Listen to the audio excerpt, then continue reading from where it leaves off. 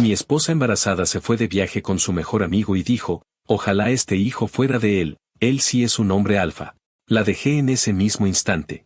Tengo 32 años y llevo casado con Fernanda casi 4. Nos conocimos en la universidad, en un curso de contabilidad que a los dos nos parecía aburridísimo, y desde el principio hubo algo entre nosotros que no supe explicar bien hasta mucho después. Ella tenía esa capacidad de hacerme sentir que todo lo que decía era interesante, aunque fuera una tontería. Nos casamos jóvenes, quizás demasiado jóvenes según mi familia, pero yo estaba convencido de que había encontrado a la persona con la que quería envejecer. Hace 7 meses nos enteramos de que estaba embarazada. Recuerdo el momento exacto, ella salió del baño con la prueba en la mano, temblando, y no supe si estaba llorando de felicidad o de miedo. Yo sí lloré.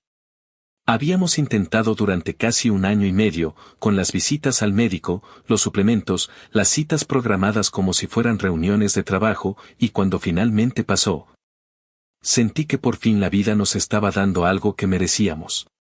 Los primeros meses fueron intensos.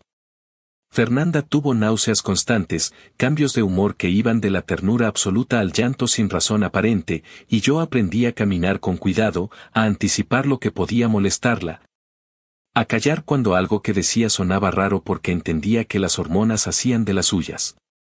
Leí artículos, hablé con amigos que ya eran padres, incluso asistí a un par de pláticas para futuros papás que organizaba el hospital donde ella se atendía.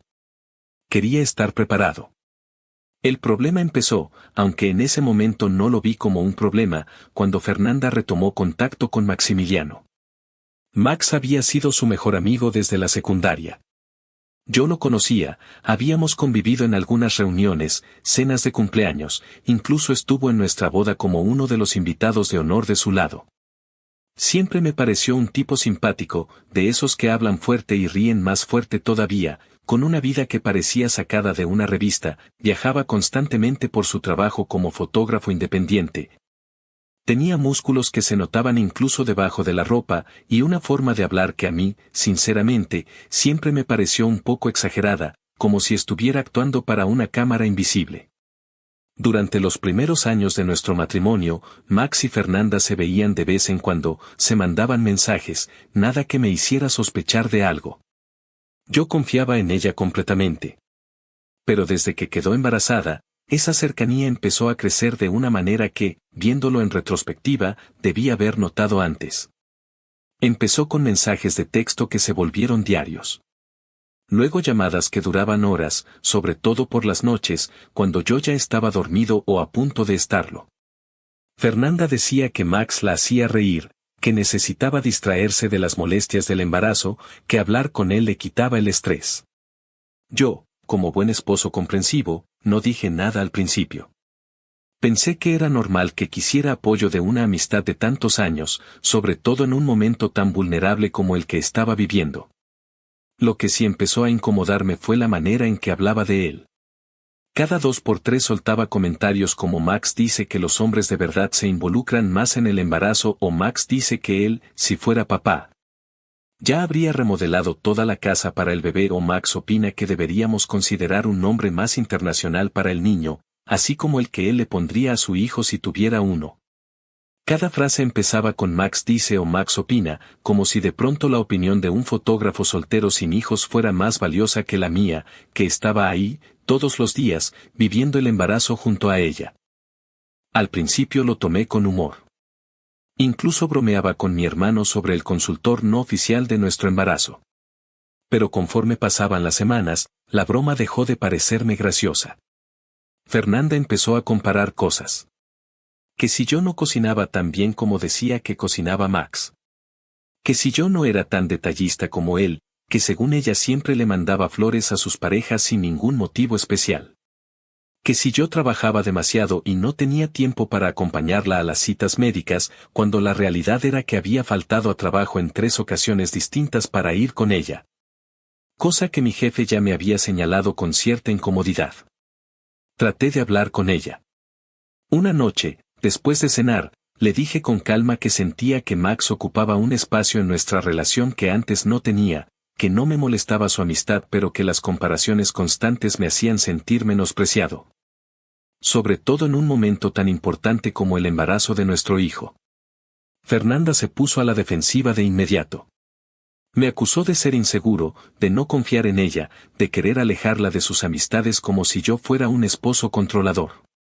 Terminé disculpándome, aunque en el fondo sentía que no había hecho nada malo. Las cosas siguieron así durante el 6º mes de embarazo. Yo trabajaba en una constructora, en el área administrativa, con horarios que a veces se extendían más de lo normal. Sobre todo porque estábamos cerrando un proyecto grande y mi jefe directo confiaba en mí para coordinar varias entregas. Llegaba a casa cansado pero siempre con la intención de estar presente, de preguntarle a Fernanda cómo se sentía, de tocarle la panza y hablarle al bebé como me habían recomendado que hiciera. Cada vez más, la encontraba con el teléfono en la mano, riéndose de algo que Max le había mandado, o hablando con él por videollamada mientras yo preparaba la cena. No quiero sonar como el villano de mi propia historia, pero empecé a sentirme como un extra en mi propio matrimonio. Fue en esas semanas cuando Fernanda mencionó por primera vez el viaje.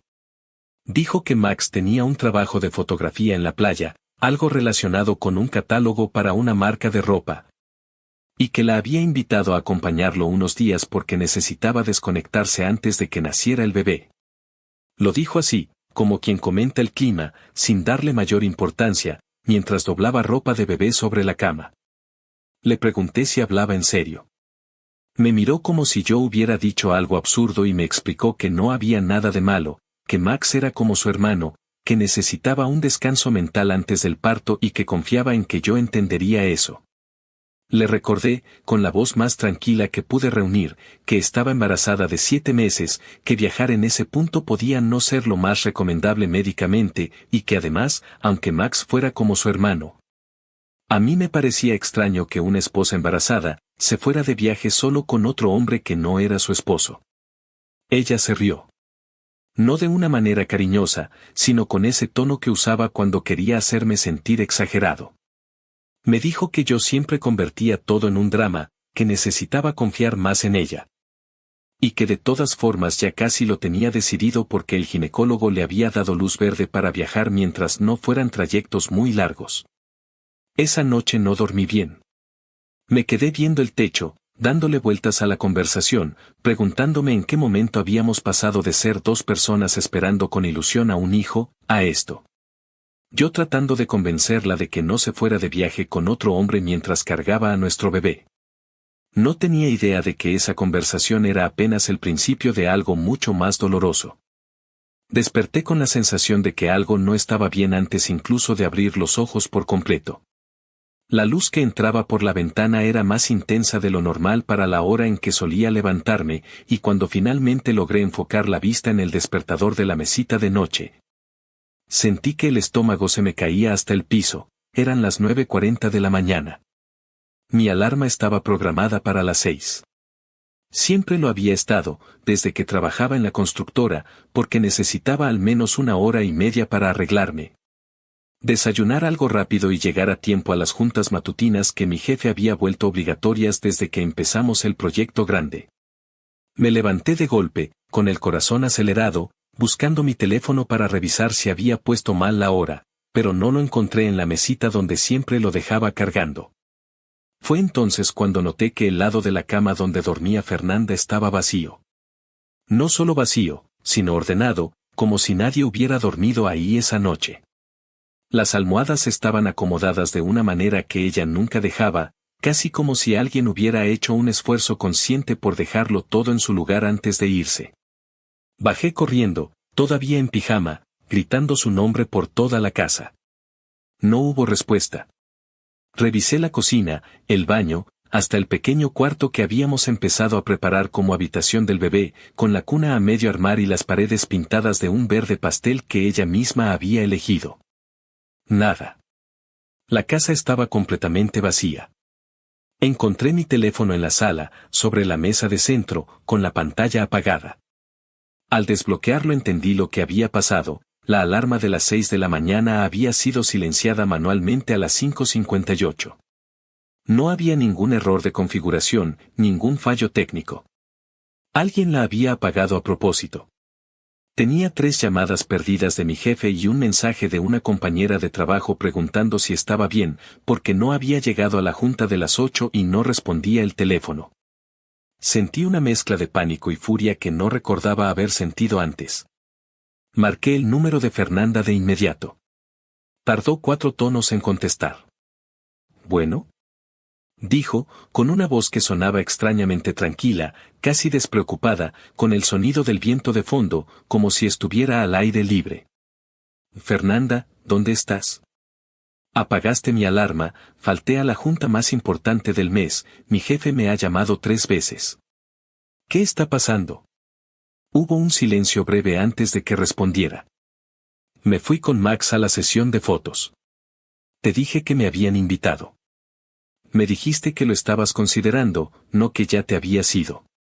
Y mucho menos que ibas a apagar mi alarma para que no me diera cuenta a tiempo. No fue para que no te dieras cuenta, fue porque no quería que empezaras con tu drama antes de irme. Sabía que ibas a hacer un problema de esto y no tenía ganas de discutir a las 5 de la mañana. La frialdad con la que lo dijo me dejó momentáneamente sin palabras. Le pregunté cuándo pensaba regresar, esperando escuchar qué sería esa misma noche o al día siguiente. En cambio, me dijo algo que terminó de romper cualquier ilusión de normalidad que me quedaba. Había decidido quedarse 3 días completos, no solo para la sesión de fotos, sino porque Max le había insistido en que aprovechara para descansar de verdad antes de que naciera el bebé. Le dije que me parecía una falta de respeto total, que estaba embarazada de 7 meses, que yo no tenía idea de con quién estaba, en qué condiciones, ni qué tan lejos habían viajado. Le recordé que teníamos una cita médica programada para 2 días después, una de las últimas antes del parto, y que su ausencia significaba faltar a algo que habíamos planeado juntos desde hacía semanas. Fernanda empezó a llorar. No fue un llanto suave, sino uno que se volvía cada vez más intenso, entrecortado, del tipo que yo antes asociaba con verdadero dolor, pero que en ese momento me sonó distinto. Casi como si estuviera actuando para convencerse a sí misma de algo. Es que tú no entiendes nada de lo que estoy sintiendo, me dijo entre sollozos. Max sí entiende. Él sabe cómo hablarme, sabe cómo manejar mis cambios de humor, no se enoja conmigo cuando lloro sin razón. Contigo todo es un problema, todo te molesta, todo lo conviertes en pelea. Le respondí que no estaba enojado por sus hormonas ni por su llanto, sino por el hecho de que se había ido de viaje sin avisarme correctamente. Había apagado mi alarma a propósito y ahora me decía que se quedaría 3 días con un hombre que no era su esposo. Le dije que entendía que el embarazo era difícil, que yo mismo había intentado ser paciente y comprensivo durante meses, pero que esto ya no tenía nada que ver con hormonas, sino con decisiones. Fue en ese momento cuando Fernanda dijo la frase que se me quedó grabada como si me hubieran marcado la piel con hierro caliente. Ojalá este hijo fuera de él. Él sí es un hombre alfa. Se hizo un silencio total en la línea. Yo no sabía si había escuchado bien, si el viento de fondo me había hecho confundir sus palabras, pero ella no se retractó, no dijo perdón, no quise decir eso, no intentó corregirse. Simplemente se quedó callada, como si esperara mi reacción, o quizás ni siquiera había procesado del todo lo que acababa de decir. No le grité. No le reclamé. Simplemente sentí algo helado instalarse en el centro del pecho, una calma extraña que no tenía nada que ver con estar tranquilo, sino con estar completamente desconectado de golpe. Le dije, con una voz que ni yo reconocí como mía, que hiciera lo que quisiera, que disfrutara su viaje, y colgué. No lloré. No grité. Subí a la habitación, saqué una maleta del closet y empecé a meter ropa, mi computadora, los documentos importantes que guardaba en la caja fuerte pequeña que teníamos en el closet. No lo pensé como una decisión dramática ni como un acto de venganza. Simplemente sentí que no podía quedarme ni un minuto más en esa casa, respirando el mismo aire que había respirado esa frase. Me fui a casa de mi hermano esa misma mañana.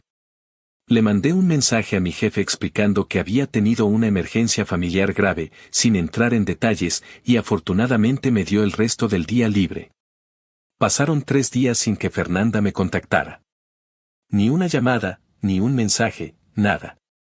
El silencio de esos 3 días fue, de alguna manera, más doloroso que la frase misma, porque confirmaba que en verdad estaba viviendo su viaje sin pensar ni una sola vez en cómo me sentía yo, o quizás sin importarle.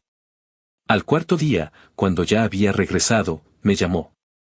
Contesté por simple costumbre, sin saber bien qué esperar.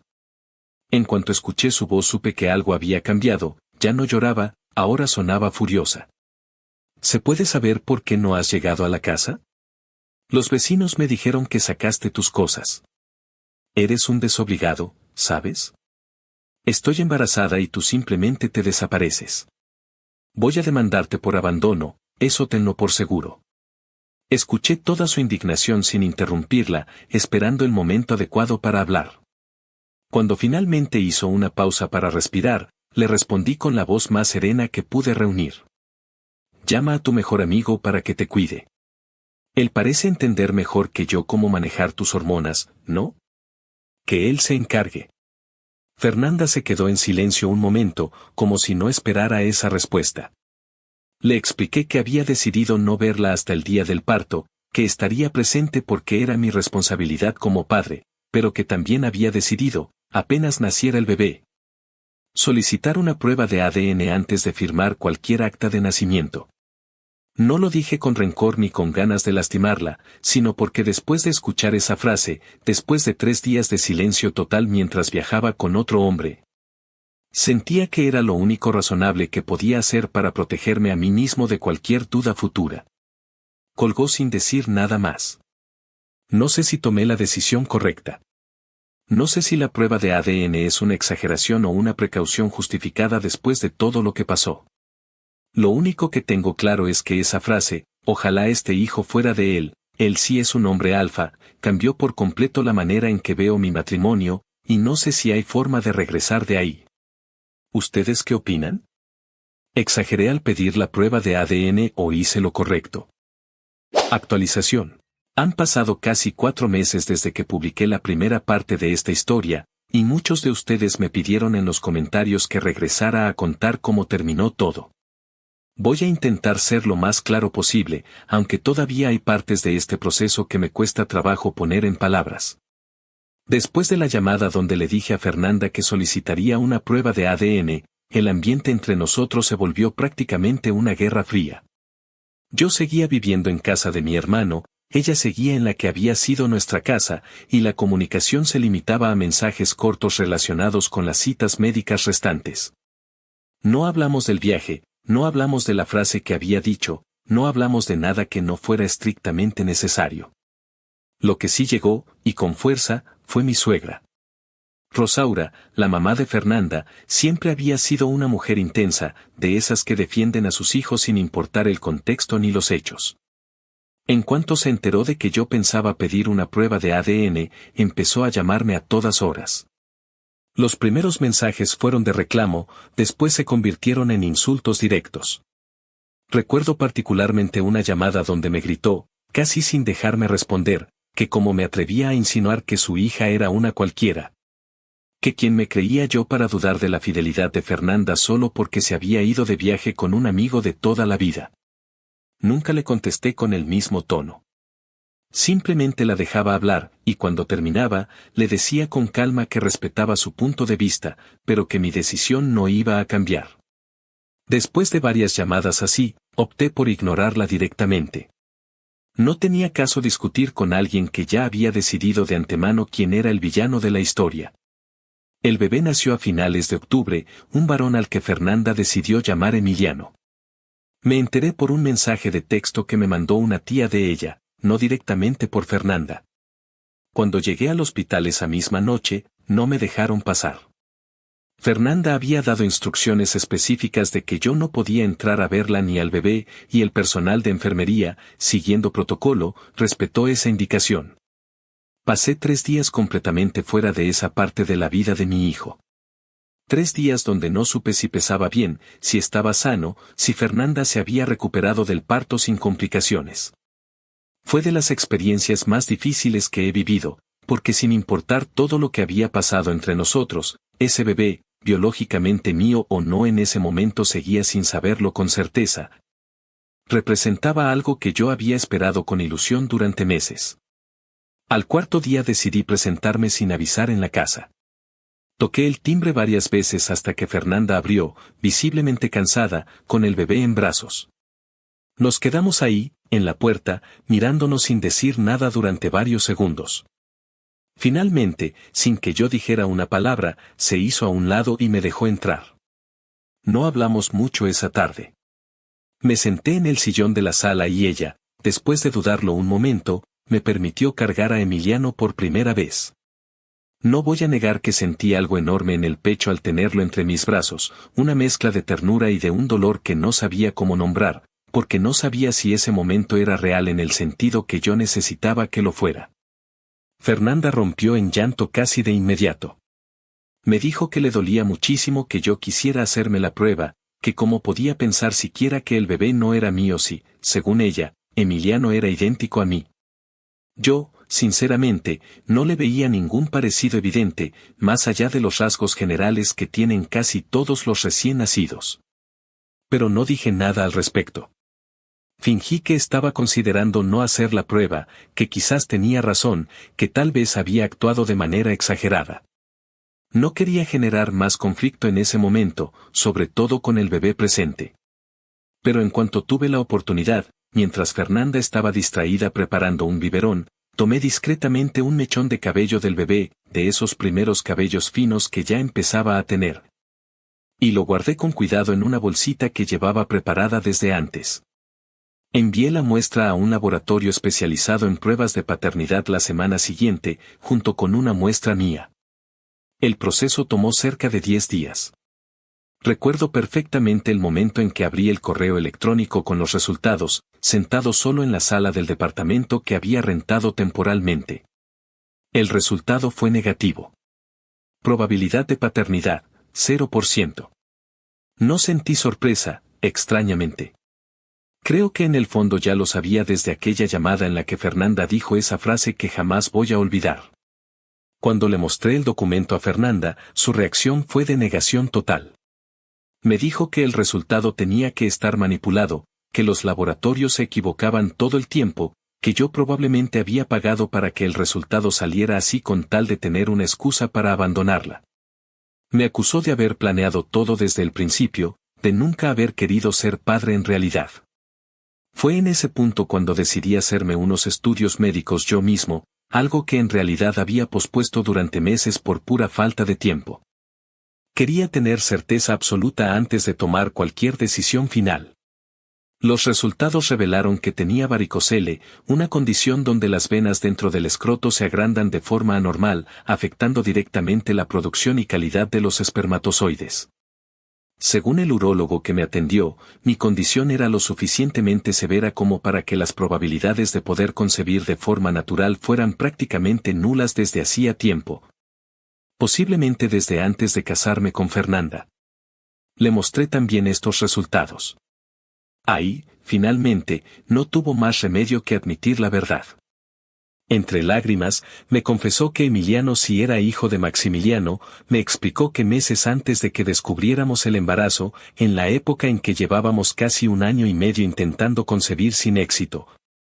Ella había pasado por una crisis emocional muy fuerte que nunca me compartió del todo.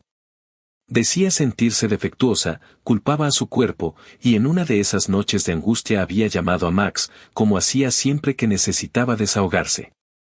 Según ella, esa noche terminaron viéndose en persona porque Max insistió en que no debía estar sola sintiéndose así. Me contó que esa noche, entre copas de vino y una conversación que se volvió cada vez más íntima, Max le dijo que ella no tenía nada de malo, que cualquier hombre debería sentirse afortunado de tener un hijo con ella. Y que si quería, él podía ayudarla a comprobar que el problema no estaba de su lado. Fernanda, todavía dolida por nuestros intentos fallidos y con las defensas completamente bajas, aceptó. Esa noche tuvieron relaciones. Según su versión, después de eso sintió tanta culpa que decidió enterrar el episodio y nunca contármelo, convenciéndose de que había sido un error aislado que no volvería a repetirse.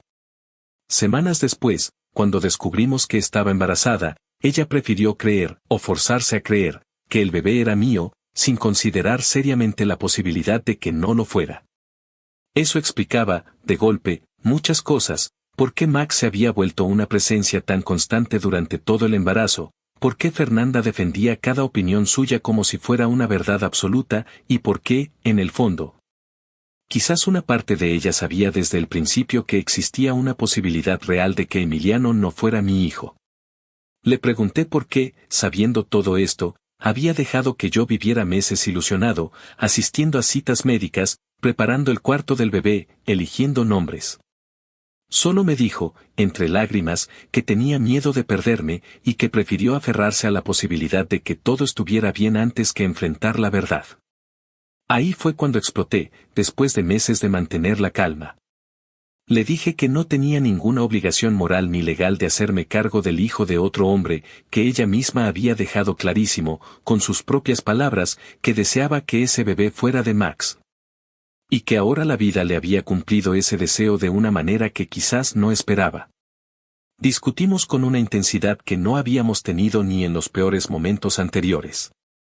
Ella lloraba, gritaba, me acusaba de ser cruel, de abandonarlos a los dos en un momento vulnerable. Yo, por primera vez en mucho tiempo, no sentí culpa. Solo sentí un cansancio profundo, de esos que se acumulan durante meses de mentiras. Iniciamos el proceso de divorcio 2 semanas después. Fue relativamente rápido, ya que no teníamos bienes complicados que dividir y, dado que Emiliano no era mi hijo biológico, no hubo ningún tema de manutención o custodia que resolver de mi parte. Hoy, viendo todo con algo más de distancia, no sé si siento alivio, tristeza o una mezcla extraña de ambas cosas.